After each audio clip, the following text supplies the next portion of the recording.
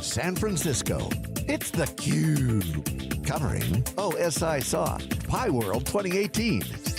Brought to you by OSIsoft.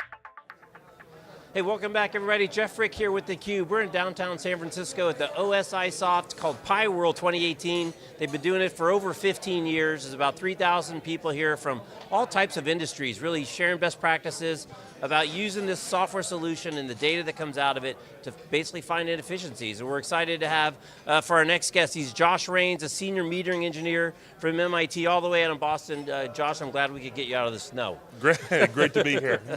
Absolutely, so a little bit about what you do at MIT. I deal with the campus energy metering.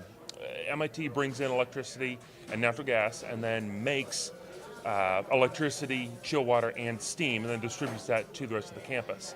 I deal with all of the physical meters in the building, the data acquisition hardware, as well as the Pi system that historizes all of that information forever and a day. And just for people, kind of general scope, how many buildings, what are some of the kind of top level numbers of all the systems that you guys are keeping track of, buildings, et cetera?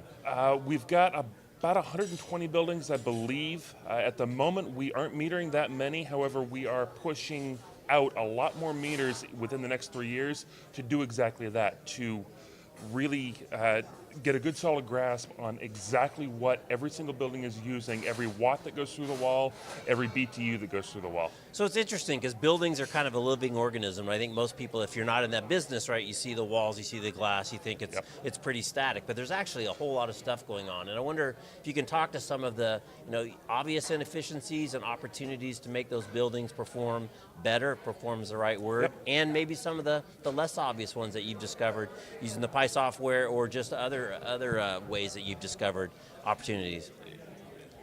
Calling a building a living entity is actually a really great example. We'll have buildings that will almost completely shut down between the hours of about 10 o'clock at night and maybe about 6 or 7 o'clock in the morning.